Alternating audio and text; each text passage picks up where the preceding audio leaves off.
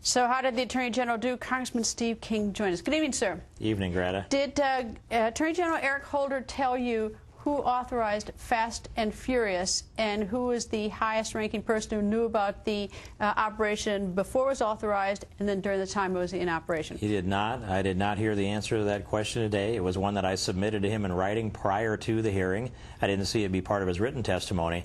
And actually, I ran out of time before I could pose the question directly to him, and I intend to follow up with a written part of a letter question period that'll happen here in the next week. Here's what is so egregious about the fact that this has now gone on about 10 months, and the fact that he hasn't answered this question is because he just said that it's wholly unacceptable. That's one thing. He also testified today. He said that Fast and Furious is going to continue to have tragic consequences. Then Congressman Poe said more people are going to die probably, and Holder replied, unfortunately, I think that's probably true. And here's what is so egregious is that all this time, this 10 months, is that whoever was so stupid to authorize this operation, which the Attorney General himself admits was wholly unacceptable and people are going to die, is still sitting over at the Justice Department because no one will tell us who the one is with such flawed judgment. That's right.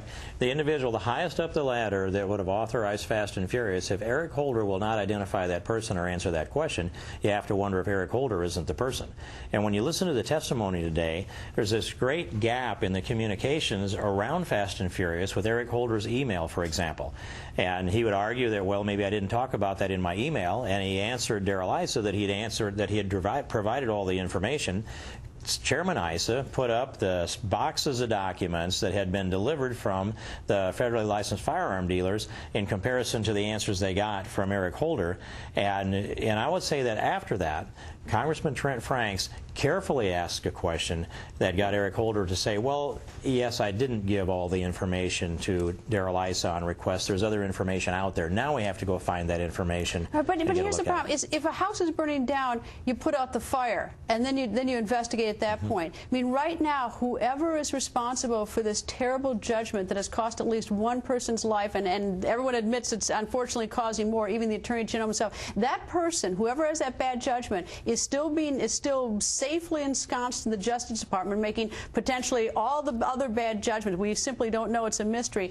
And I don't understand why the first question by any member of Congress is, who authorized it, where is that person, and who else was in on it? And it's like, that's the house burning down. That's the fire to put out. And I don't get why. And that's an easy question. Well, and Greta, and that's how you end this. I mean, Eric Holder should have looked across that. His office, and it casts aspersions upon the president too. But the president, the extension of the president into the Department of Justice.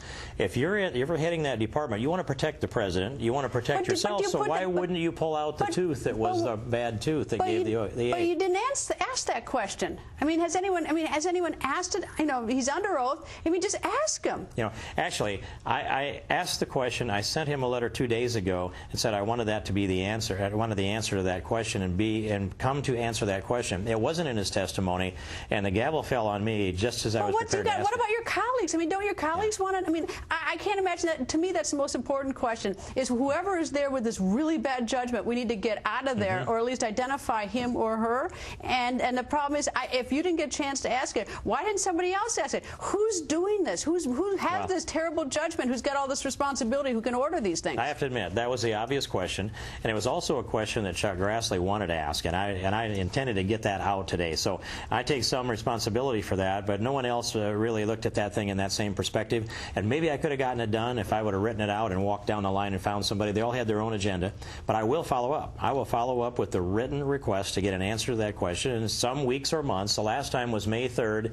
We got the answers to our questions on October 31st. It takes a long time to get answers out of this Attorney General. And I know that about a week ago they sent a letter saying that the letter they sent February 4th contained inaccuracies. The Republicans say they're lies. The Justice Department say, oh, it's mistakes. The person didn't know. Whatever it is. But now we are almost 11 months into this. A lot of man-hours are being spent on this in terms of trying to figure out, who knew what or who did what. People are going back and forth from Justice to Capitol Hill. Documents are being Xeroxed and copied and everything else. And we're sort of missing the urgent question, and it's wasting an awful lot of time. Well, who authorized it? But at what point should they have just drawn the line and stopped this? And another piece. Well, that's another question. But first, let's put out the fire. Yes. Well, you put out the fire partly also by bringing that person out to the front, and that's one way to get this over with. I don't think they're going to get it over with until we we identify the individual, the highest-ranking individual that authorized it.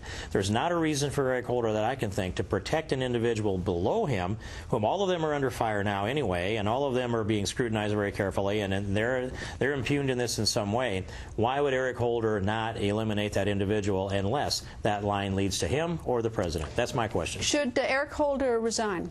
You know, I'm not called for that, and the reason I haven't is because I want to get to the bottom of this with Eric Holder as the Attorney General. See, that's what I think. I think you lose control over a little bit of ability, although I don't think you have a whole lot. I mean, I don't think there's a whole lot of control being run on this, because I think it's a pretty simple inquiry that everyone's dodging. You know, that's what I think is to get the answer. And Greta, if I just throw another piece in here too that emerged today, and in a kind of not in a straight factual way, but allegations to that effect, that there some of the Mexican leadership, and including the chair of the Judiciary Committee within the Mexican legislature, has said that there are at least 150,000 Mexicans who have died at the hands of the weapons that were walked south into Mexico, and maybe that number has doubled by now. So we see Agent Brian Terry as our loss in this country, and it's tragic.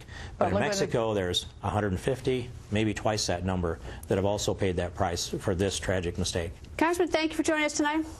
Thanks, Greta. Coming up, a snapshot of what a